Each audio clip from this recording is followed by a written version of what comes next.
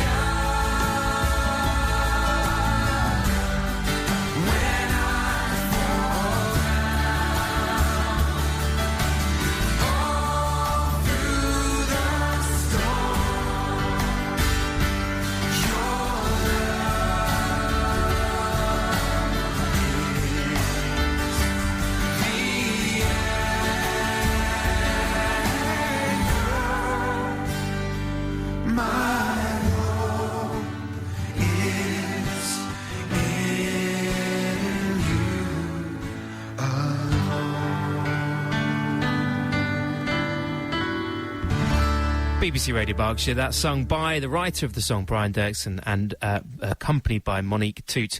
It's Faithful One, this week's story behind the song.